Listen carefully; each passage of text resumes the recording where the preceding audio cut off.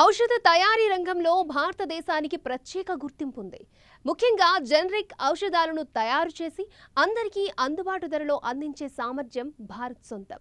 COVID-19 విజృంభణ నేపథ్యంలో చికిత్సకు 3 రకాల జనరిక్ ఔషధాలు అందుబాటులోకి వచ్చాయి. వీటి ద్వారా మరణాలకు బ్రేకులు పడతాయా? ఈ మందులకు మూలమైన నాటి ఫలితాలు ఎలా ఉన్నాయి? ఔషధాలను ఎలా వినియోగించాలి?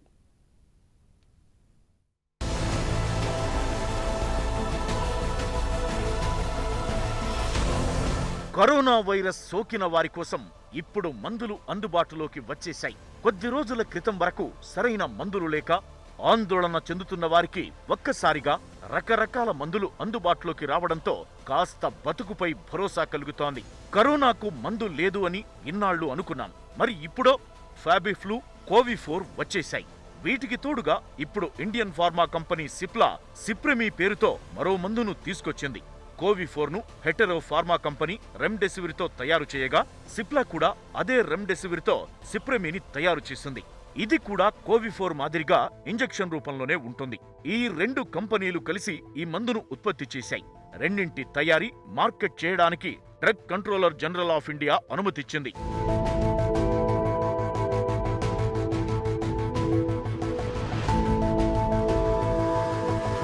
హెటెరో, సిప్లా కంపెనీలు వేర్వేరు పేర్లతో ఇంజెక్షన్ను తయారు చేశాయి. తమ సొంతంగా ఇతర సంస్థలతో కలిసి సిప్రెమీని ఉత్పత్తి చేస్తామని ముంబైకి చెందిన సిప్లా తెలిపింది. ఫ్యాబిఫ్లూ అనే టాబ్లెట్లు కరోనా చాలా తక్కువగా, మధ్యస్థ స్థాయిలో ఉన్నవారికి ఇచ్చేందుకు వీలుంది. ఈ కోవిఫోర్, సిప్రెమీ ఇంజెక్షన్లను కరోనా చాలా ఎక్కువగా, అంటే ఆక్సిజన్ సపోర్టుతో ట్రీట్మెంట్ పొందుతున్న వారికి ఇవ్వొచ్చని అంటున్నారు. పెద్దవాళ్లు, పీడియాట్రిక్ పేషెంట్లకు కూడా దీన్ని ఇవ్వొచ్చని కంపెనీ వివరించింది. హెటెరో తయారు చేసిన కోవిఫోర్ 100 మిల్లీగ్రాముల బాటిల్ 5,000 నుంచి 6,000 రూపాయలు ఉంటుందని తెలిసింది.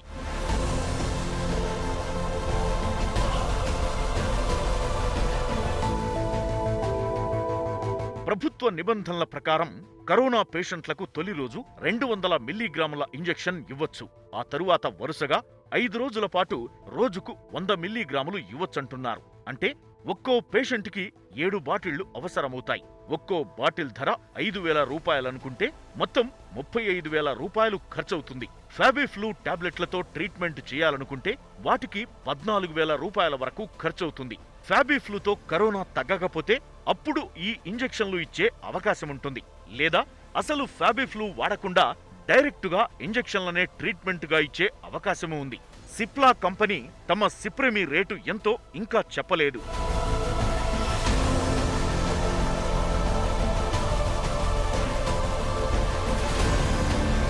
అమెరికాలో ఎఫ్డీఏ కూడా కరోనా పేషెంట్లకు రెమ్డెసివిర్ను వైరస్తో బాధపడుతున్న పెద్దవాళ్లకు, పీడియాట్రిక్ పేషెంట్లకు ఇవ్వొచ్చని అనుమతించింది. అందువల్ల ఇది కరోనాకి సరైన మందుగా ప్రస్తుతానికి భావిస్తున్నారు. మన దేశంలో డీసీజీఐ సిప్లా డ్రగ్ను ఎమర్జెన్సీ పరిస్థితుల్లో మాత్రమే వాడాలని స్పష్టం చేసింది. అంటే కరోనా అంతంత మాత్రంగా ఉండేవారికి సిప్రెమీ ఇవ్వకూడదన్నది ఉద్దేశంగా కనిపిస్తోంది. రెమ్డెసివిర్ చాలా పవర్ఫుల్ మందు కావడమే దీనికి కారణమంటున్నారు. ఇప్పటికే సిప్లా 3 ట్రయల్స్ పూర్తి చేసింది. త్వరలో డ్రగ్స్ సరఫరా చేసి ఆ తరువాత 4వ క్లినికల్ ట్రయల్ నిర్వహించనుంది.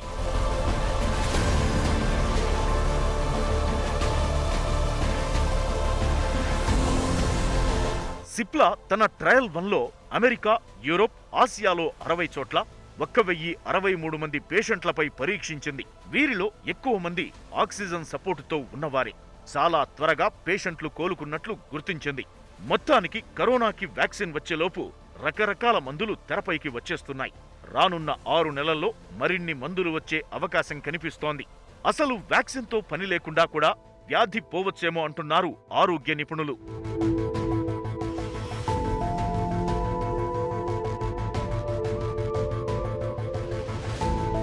కరోనా వైరస్ ప్రస్తుతానికి ప్రపంచాన్ని వణికిస్తోంది. నిత్యం ప్రపంచ వ్యాప్తంగా 1,00,000కు పైగా కేసులు నమోదవుతుంటే వేలల్లో మరణాలు సంభవిస్తున్నాయి. ఈ నేపథ్యంలో వైరస్ వ్యాప్తి మొదలైనప్పటి నుంచి నివారణ కోసం ఔషధాల తయారీతో పాటు వ్యాక్సిన్ను కనిపెట్టేందుకు ప్రపంచమంతా పరిశోధనలు విస్తృతంగా కొనసాగుతున్నాయి. వైరస్ నివారణకు వ్యాక్సిన్ అందుబాటులోకి రావాలంటే ఇంకా చాలా కాలం పట్టే అవకాశాలున్నాయి. ఈలోపు వైరస్ వచ్చినా తగ్గించేందుకు అవసరమైన మందులను కనిపెట్టి వాటిని రోగులకు ఇచ్చేందుకు పరిశోధనలు చేపట్టాయి ఔషధ సంస్థలు. వైరస్ బారిన పడ్డవారికి ఔషధాలు ఇవ్వడం ద్వారా ప్రాణ నష్టాన్ని తగ్గించేందుకు ముందుగా ప్రయత్నాలు మొదలుపెట్టారు.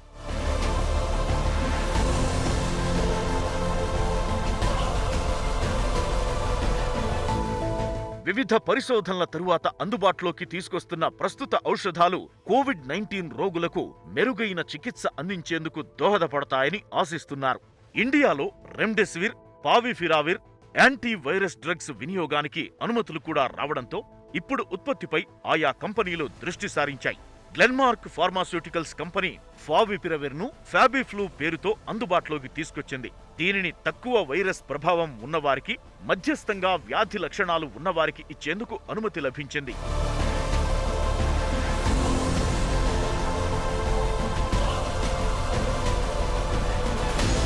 ఫ్యాబిఫ్లూ అందుబాటులోకి తీసుకొస్తూ అనుమతులు లభించిన 2 రోజుల్లోపే రెమ్డెసివిర్ కు జనరిక్ వెర్షన్ గా కోవిఫర్, సిప్రమీలకు కూడా డీసీజీఐ అనుమతించింది.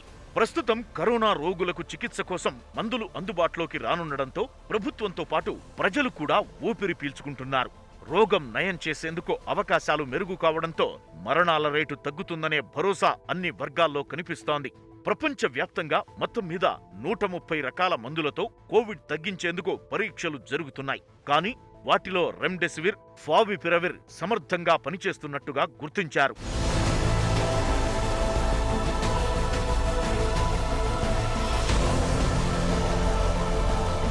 వాస్తవానికి ఇప్పుడు అందుబాటులోకి వచ్చిన యాంటీవైరల్ డ్రగ్ అయిన రెమ్డెసివిర్ గతంలో ఎబోలా వైరస్ చికిత్స కోసం 2014లో తయారు చేసింది. ఆ డ్రగ్ ఇప్పుడు కరోనా వైరస్ సోకిన వారిపై కూడా ప్రభావవంతంగా పనిచేస్తుందనే నిర్ణయానికి వచ్చారు. దీంతో రెమ్డెసివిర్ జనరిక్ వెర్షన్ గా కోవిఫర్, సిప్రమీ అందుబాటులోకి వస్తున్నాయి. గత నెలలో అమెరికాకు చెందిన national institutes of allergies and infectious diseases చేపట్టిన పరీక్షల్లో రెమ్డెసివిర్ ప్రభావాన్ని గుర్తించారు. దీని వాడకం వల్ల వైరస్ సోకిన వారు 11 రోజులలోపే కోలుకుంటున్నారని తేలింది. వాస్తవానికి కరోనా రోగులు కోలుకునేందుకు 15 రోజులకు పైగా సమయం పడుతోంది. రెమ్డెసివిర్తో 11 రోజుల్లోపు నయమవుతుందని అంటున్నారు.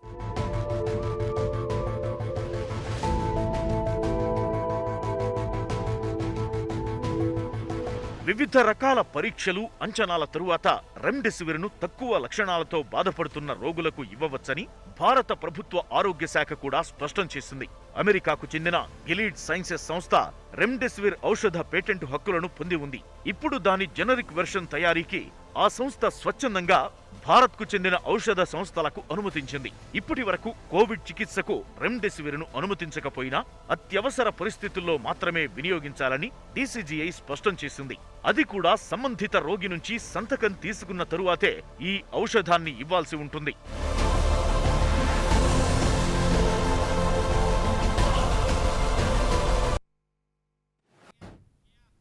ఫ్యాబిఫ్లూ, సిప్రమీ, కోవిఫర్ ఈ మూడింటిలో మొదటిది మాత్రం మాత్రల రూపంలో ఉండే ఔషధం. మిగిలిన 2 ఇంజెక్షన్లే. ఈ మందుల ద్వారా కరోనా రోగులకు చికిత్స చేస్తే ప్రయోజనాలుంటాయా? ఎలాంటి పరిస్థితుల్లో ఉన్నవారికి ఈ మెడిసిన్స్ పనిచేస్తాయి? ప్లాస్మా థెరపీతో తీవ్ర అస్వస్థతతో ఉన్న వారిని రక్షించే అవకాశం ఉందా? ప్రపంచవ్యాప్తంగా ఎన్ని రకాల డ్రగ్స్తో పరీక్షలు నిర్వహిస్తున్నారు?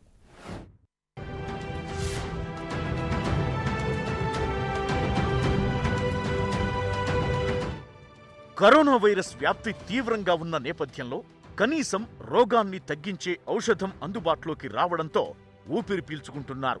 మరణాల రేటు తగ్గుతుందని ఆశిస్తున్నారు. ముంబైలోని గ్లెన్మార్క్ ఫార్మాస్యూటికల్స్ కంపెనీ ఫ్యాబిఫ్లూ ఔషధాన్ని అందుబాటులోకి తీసుకొచ్చింది.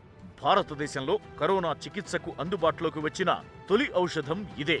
ఇన్ఫ్లుయెంజా వ్యాధులకు చికిత్స చేసేందుకు జపాన్లో తయారు చేసిన ఫావిపిరవిర్ జనరిక్ వెర్షన్ గా ఫ్యాబిఫ్లూ రూపొందింది. తక్కువ, మధ్యస్థ లక్షణాలున్న వారికి దీనిని వాడతారు.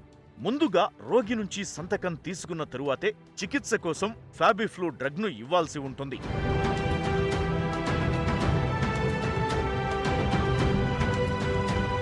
ఫ్యాబిఫ్లూ ఇప్పటి వరకు 18 క్లినికల్ ట్రయల్స్ ను పూర్తి చేయగా మెరుగైన ఫలితాలొచ్చాయి. 2 స్టడీస్ ద్వారా మంచి ఫలితాలు రాగా మిగిలిన ఫలితాల కోసం ఎదురు చూస్తున్నారు.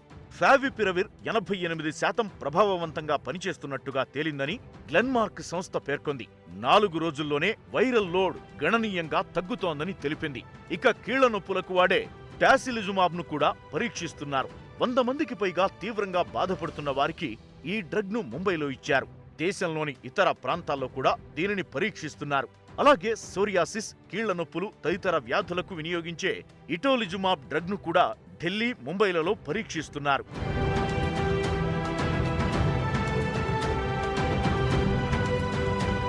మరోపక్క కోవిడ్-19 రోగులకు నిర్వహిస్తున్న ప్లాస్మా థెరపీ చికిత్స కూడా సత్ఫలితాలనిస్తున్నట్టుగా చెబుతున్నారు.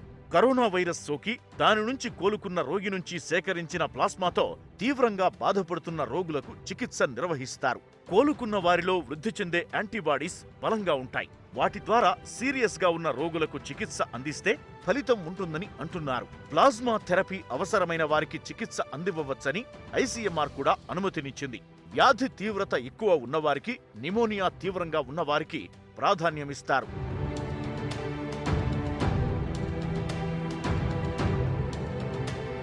కరోనా వైరస్ ప్రపంచాన్ని ముంచెత్తుతోంది. రోజు రోజుకు కేసులు పెరిగిపోతున్నాయి.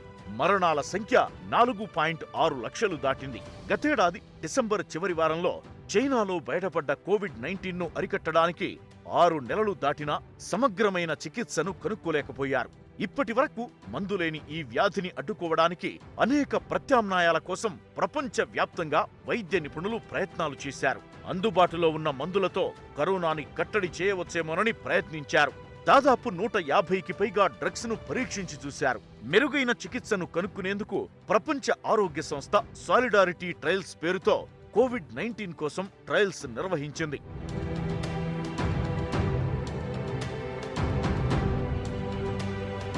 యునైటెడ్ కింగ్డమ్ 5,000 మందితో ప్రపంచంలోనే అతిపెద్ద రికవరీ ట్రయల్ నిర్వహించామని ప్రకటించింది. ప్రపంచ వ్యాప్తంగా అనేక పరిశోధక సంస్థలు వైరస్ నుంచి కోలుకున్న వారి రక్తంతో చికిత్స చేయడానికి వీలవుతుందేమో పరిశీలిస్తున్నారు. కరోనాపై ఎలాంటి మందులు పనిచేసే అవకాశం ఉందో పరిశీలించేందుకు వైద్య రంగ నిపుణులు 3 మార్గాలు ఎంచుకున్నారు. మొదటిది యాంటీవైరల్ డ్రగ్స్ ను వాడటం, రెండోది వ్యాధి నిరోధక ఔషధాలను వాడటం, ఇక మూడోది అప్పటికే వ్యాధి బారిన పడి కోలుకున్న వారి రక్తం నుంచి తీసుకున్న యాంటీబాడీస్ ను ప్రయోగించడం.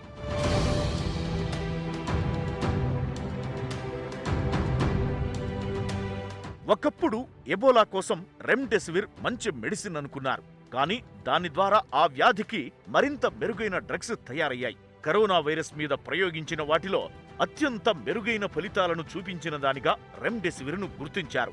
ఇతర రకాల కరోనా వైరస్ల మీద సమర్థంగా పనిచేసిన ఈ రెమ్డెసివిర్ కోవిడ్-19 మీద కూడా అంతే సమర్థవంతంగా పనిచేస్తుందని భావిస్తున్నారు. చికాగోలో జరిగిన పరీక్షలకు సంబంధించి లీకైన ఫలితాలలో ఈ డ్రగ్ ప్రభావవంతమైన డ్రగ్గా తేలిందని చెబుతున్నారు. మొదట్లో హెచ్ఐవికి వాడే లోపినావిర్, రిటోనావిర్ మందులు పనిచేయవచ్చని భావించారు. కానీ పరీక్షలు చేసిన తరువాత అది నిజం కాదని తేలింది.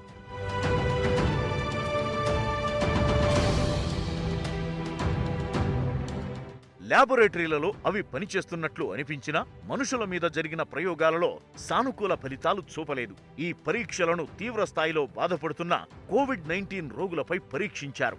ప్రపంచ ఆరోగ్య సంస్థతో పాటు యూకే నిర్వహించిన 2 రకాల పరీక్షల్లో మలేరియా డ్రగ్ ఎలా పనిచేస్తుందో పరీక్షించారు. క్లోరోక్విన్ కు అనుబంధమైన హైడ్రాక్సీ క్లోరోక్విన్ లో యాంటీవైరస్, రోగనిరోధక అంశాలు ప్రభావం చూపించవచ్చని భావించారు. దీని పనితీరుపై అమెరికా అధ్యక్షుడు ట్రంప్ లాంటి వాళ్లు చేసిన ప్రకటనలు అందరి దృష్టి ఈ డ్రగ్ మీద పడేలా చేసింది. కానీ దీని ప్రభావం మీద పూర్తిస్థాయి ఆధారాలు ఇంకా లభించలేదు.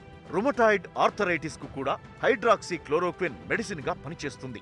ఇది కరోనా చికిత్సకు కొంతవరకు ఉపయోగపడుతుందని వైద్య నిపుణులు అభిప్రాయపడుతున్నారు.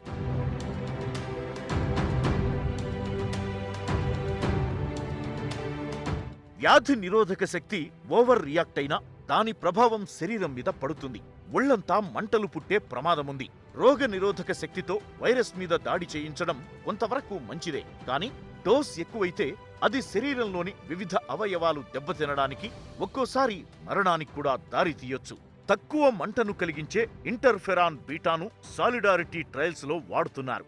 ఇంటర్ఫెరాన్ అనేది వైరస్ మీద పోరాడటానికి మనిషి శరీరంలో ఏర్పడే ఒక రసాయనం. కరోనాకు చికిత్సలో డెక్సామెథాసోన్ను గేమ్ చేంజర్ గా అభివర్ణిస్తున్నారు వైద్యరంగ నిపుణులు. వెంటిలేటర్ మీదున్న రోగులపై ఈ మందు ప్రభావం వల్ల మరణాల శాతం 40 నుంచి 28% పడిపోయిందని పరిశోధకులు గుర్తించారు. ఆక్సిజన్ సపోర్టుతో ఉన్న వైరస్ పీడితులలో మరణాలు 25 నుంచి 20% తగ్గాయని కూడా గుర్తించారు.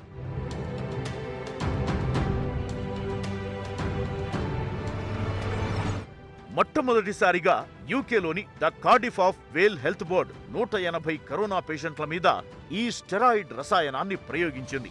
వాస్తవానికి ఈ పరీక్షల ఫలితాలు తేల్చడానికి 6 నుంచి 12 వారాలు పడుతుందని, కానీ తాము 15 రోజుల్లోనే దీని ప్రభావాన్ని గుర్తించగలిగామని కార్డిఫ్ యూనివర్సిటీ ప్రొఫెసర్లు అంటున్నారు. ఇక ఒక్కసారి వైరస్ బారిన పడి కోలుకున్న వారి రక్తం నుంచి తీసిన యాంటీబాడీస్తో చికిత్స చేయవచ్చా అన్న కోణంలో కూడా పరిశోధనలు కొనసాగాయి. దీనినే ప్లాజ్మా థెరపీ అంటున్నారు. కొన్వాలసెంట్ ప్లాజ్మాతో ఈ తరహాలో 500 మందికి అమెరికా చికిత్స చేయగా ప్రపంచంలోని పలు దేశాలు కూడా ఇప్పుడిప్పుడే ఈ విధానం వైపు మళ్లుతున్నాయి.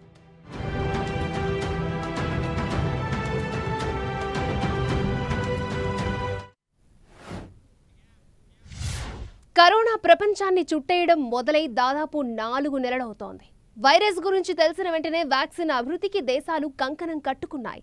కానీ ఎక్కడా ఇంతవరకు సానుకూల ఫలితాలు కనిపించడం లేదు. వ్యాక్సిన్ తయారీ అంత సులభం కాదా? ప్రపంచ దేశాలన్నీ వ్యాక్సిన్ కోసం భారత్ వైపే ఎందుకు చూస్తున్నాయి? వ్యాక్సిన్ తయారీలో భారత్ స్థానం ఏంటి? వ్యాక్సిన్ వచ్చే వరకు ఏం చేయాలి?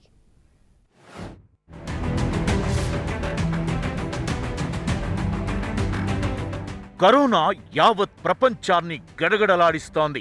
ఈ మహమ్మారి ఆట కట్టించేందుకు వ్యాక్సిన్ కనుగొనేందుకు అనేక కంపెనీలు విశ్వ ప్రయత్నం చేస్తున్నాయి. కొన్ని కంపెనీలు వ్యాక్సిన్ ట్రయల్స్ వరకు వచ్చాయి. కొన్ని నెలల్లోనే వ్యాక్సిన్ అంటూ ఓ ప్రచారం సాగుతుండగా వ్యాక్సిన్ వచ్చేందుకు కనీసం మరో ఏడాదైనా పడుతుందని కొందరు నిపుణులు చెబుతున్నారు.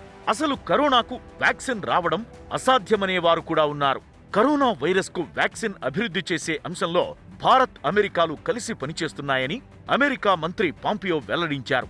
2 దేశాలు కలిసి అంతర్జాతీయంగా గుర్తింపు ఉన్న టీకా అభివృద్ధి కార్యక్రమంపై గడిచిన 3 దశాబ్దాలుగా కృషి చేస్తున్నాయి.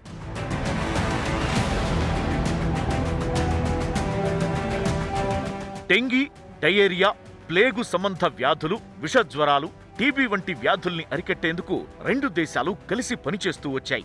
మరికొద్ది రోజుల్లో డెంగీ వ్యాక్సిన్ ట్రయల్స్ ను కూడా మొదలు పెట్టబోతున్నాయి. జెనరిక్ డ్రగ్స్, వ్యాక్సిన్లను భారీ స్థాయిలో ఉత్పత్తి చేసే దేశాల్లో భారత్ కూడా ఒకటి. కీలకమైన 6 ముఖ్యమైన టీకాలతో పాటు ఇతర చిన్న టీకాల తయారీకి భారతదేశం కేంద్రంగా నిలిచింది. Polio, pneumonia, rotavirus, BCG, measles, rubella వంటి అనేక వ్యాధులకు టీకాలు ఇండియాలోనే తయారవుతాయి. ప్రస్తుతం దేశంలో సుమారు 6 కంపెనీలు కోవిడ్-19 టీకాను అభివృద్ధి చేసే పనిలో ఉన్నాయి. అందులో ఒకటి సీరం ఇన్స్టిట్యూట్ ఆఫ్ ఇండియా. అత్యధిక డోసుల టీకాల ఉత్పత్తి, అమ్మకాల ద్వారా ప్రపంచంలోనే అతిపెద్ద సంస్థగా ఇది గుర్తింపు పొందింది.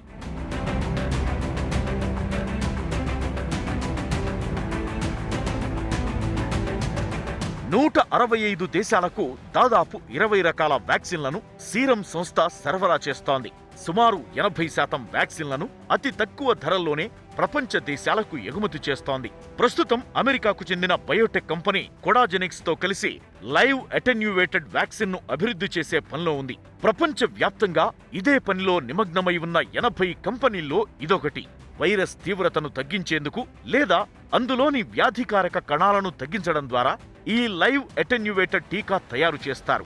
కానీ ఆ వైరస్ మాత్రం సజీవంగానే ఉంటుంది. ప్రయోగశాలలోనే వ్యాధికారక వైరస్ను బలహీనపరిచిన వైరస్ సజీవంగా ఉండటం వల్ల ఒక్కోసారి చిన్నపాటి ఆరోగ్య సమస్యలు తలెత్తవచ్చు.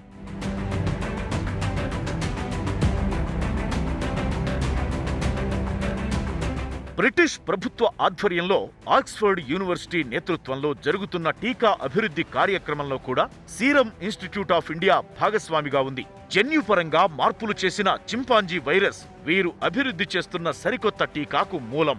ఇప్పటికే బ్రిటన్లో మనుషులపై ప్రయోగాలు మొదలయ్యాయి. అంతా సవ్యంగా జరిగితే సెప్టెంబర్ నాటికి శాస్త్రవేత్తలు సుమారు 10 లక్షల డోసులు తయారు చేసే అవకాశముంది.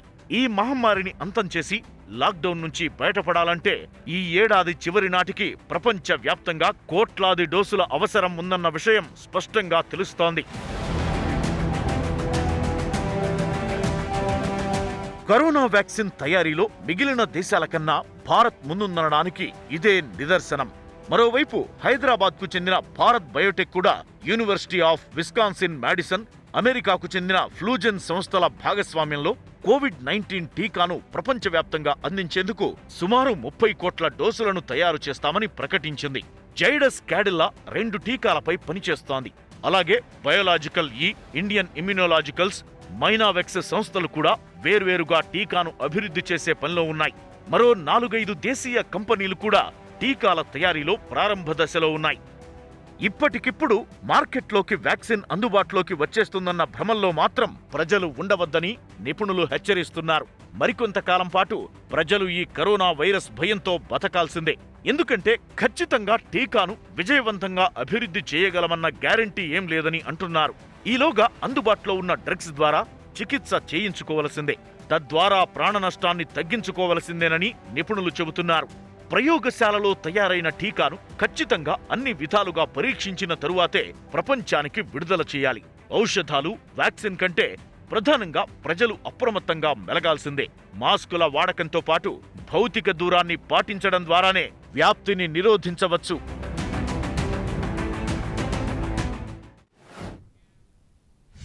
భారత్లోకి అందుబాటులోకి వస్తున్న ఈ 3 రకాల ఔషధాలు ఏ మేరకు ప్రభావం చూపుతాయో తెలియాలంటే మరికొన్ని రోజులు వేచి చూడాల్సిందే. ఇది ప్రాణానికి భరోసా స్పెషల్ ఫోకస్ డీటెయిల్స్. చూస్తూనే ఉండండి 10 టీవీ, జనం కోసం నిజం కోసం.